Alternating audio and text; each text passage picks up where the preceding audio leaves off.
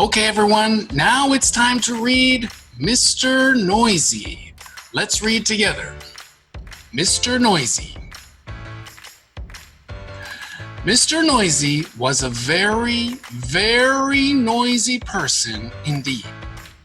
For example, if Mr. Noisy was reading this story to you, he'd be shouting at the top of his voice. And the top of Mr. Noisy's voice is a very loud place indeed. You can hear it 100 miles away. This is Mr. Noisy. When he reads the story, he reads it very loud. For example, when most people sneeze, you can hear them in the next room. But when Mr. Noisy sneezes, you can hear him in the next country. This is Mr. Noisy sneezing. It's very loud when he sneezes. Now, this story starts when Mr. Noisy was asleep in bed, in his bedroom, in his house, which is on top of a hill. This is Mr. Noisy's house. Mr. Noisy is in the house. Mr. Noisy is in his bed in the house. And his house is on a hill. This is a hill. He was snoring. And as you can well imagine, when Mr. Noisy snores, that is a snore worth hearing. It sounds more like a herd of elephants than a snore. This is Mr. Noisy, and he's snoring. It's very loud. Then Mr. Noisy's alarm clock went off. Mr. Noisy's alarm clock sounds like no other alarm clock in the world. It sounds more like a fire engine. Mr. Noisy woke up, and so did all the people who lived in Wobbletown, which is at the bottom of Mr. Noisy's hill. This is Mr. Noisy's alarm clock. When Mr. Noisy's alarm clock goes off, everyone wakes up. Later that day, Mr. Noisy decided that he had to go shopping. He went out of his house, shutting the door behind him. Bang! The door wobbled. The house wobbled. The whole hill wobbled. Wobbletown wobbled. Even a bird flying high above wobbled. There's Mr. Noisy closing the door. It was so loud, everything wobbled. Then Mr. Noisy walked down the hill. Clomp, clomp, clomp. He walked into the baker's shop. Crash went the door as he opened it. Bang went the door as he shut it. I'd like a loaf of bread, boomed Mr. Noisy to Mrs. Crumb, the baker's wife. Mrs. Crumb trembled and sold him a loaf. There's the baker, Mrs. Crumb. Mr. Noisy wants a loaf of bread. Then Mr. Noisy walked along the street to the butcher. Clomp, clomp, clomp. He walked into the butcher's shop. Crash went the door as he opened it. Bang went the door as he shut it. I'd like a piece of meat, boomed Mr. Noisy to Mr. Bacon, the butcher. Mr. Bacon trembled and sold him some meat. There's Mr. Bacon, the butcher. Mr. Noisy asked him for some meat. Afterwards, Mrs. Crumb met Mr. Bacon in the street. We really must do something about Mr. Noisy being so noisy, she said. Absolutely, replied Mr. Bacon. But what? I know, said Mrs. Crumb, and she whispered into Mr. Bacon's ear. Mr. Bacon smiled a small smile, which grew into a broad grin. "Mrs. Crumb," he said, "I think you have the answer. I wonder what they are going to do." There's Mr. Bacon and Mrs. Crumb. They have a plan to make Mr. Noisy not so noisy. Let's see what they do. The following day, Mr. Noisy again went shopping down to Wobbletown. Clump, clump, clump. He went into Mrs. Crumb's shop. "I'd like a loaf of bread," he boomed. "Sorry? What did you say?" asked Mrs. Crumb, pretending not to hear. "I'd like a loaf of bread," Mr. Noisy shouted.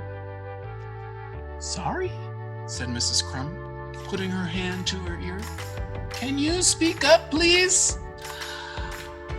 "I'd like a loaf of bread," roared Mr. Noisy. "Can't hear you," replied Mrs. Crumb. Mr. Noisy gave up and went out. He didn't get any bread. Mr. Noisy went into Mr. Bacon's shop. "I'd like a piece of meat," he boomed. Mr. Bacon pretended not to notice. "I'd like a piece of meat," Mr. Noisy shouted. "Did you say something?" asked Mr. Bacon. "I said I'd like a piece of meat," roared Mr. Noisy. "Pardon?" said Mr. Bacon. Mr. Noisy gave up and went out and went home and went to bed, hungry. Oh, poor Mr. Noisy. He didn't get any bread and he didn't get any meat. The day after, Mr. Noisy tried again. He went into Mrs. Crumb's shop. "I'd like a loaf of bread," he boomed. "A what?" asked Mrs. Crumb. Mr. Noisy started shouting at the very top of his voice. "Ah! Loaf of..." And then he stopped. And then he thought. And then he said quietly, "I'd like a loaf of bread, please, Mrs. Crumb." Mrs. Crumb smiled. "Certainly," she said. There's Mrs. Crumb. Her plan worked. Mr. Noisy asked for bread quietly. Then Mr. Noisy went into Mr. Bacon's shop. "I'd like a piece of meat," he boomed. "Did you say something?" asked Mr. Bacon. "Yes, I did," shouted Mr. Noisy at the very top of his voice. "I said I'd like a..." Then he stopped. And then he thought. And then he said quietly, "I'd like a piece of meat, please, Mr. Bacon." Mr. Bacon smiled.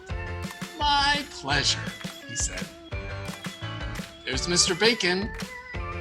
Now Mr. Noisy is not talking noisy. He's being quiet. So carrying his bread and his meat, Mr. Noisy set off home up the hill. Clump, clump, clump. There's the worm. His footsteps are still noisy. Then he stopped. Then he thought. And then, do you know what he did? he tiptoed. A tiptoe was something Mr. Noisy had never tried before. It was fun. Look at that, he's walking on his tiptoes. He's tiptoeing up the hill. Now it's quiet. And now the worm is happy. Oh, thank you, Mr. Noisy. Mr. Noisy arrived at his front door. He put out his hand to open the door, and then he stopped. And then he thought. And then, do you know what he did? He opened the door very quietly. He stepped inside. And then he shut the door very gently. Quietly and gently were two things Mr. Noisy had never tried before either. That was fun too. There's Mr. Noisy. He's trying to not be noisy. And it's fun. And do you know something? From then until now, Mr. Noisy isn't anything like as noisy as he used to be. And do you know something else? The people of Wobbletown are delighted, especially Mrs. Crumb and Mr. Bacon. And do you know something else? There's Mr. Bacon and Mrs. Crumb. They're so happy. Mr. Noisy is not as noisy as he used to be. Mr. Noisy has learned how to whisper. Okay, everyone, that is the end of Mr. Noisy. I hope you liked the story. Now let's look at today's workbook.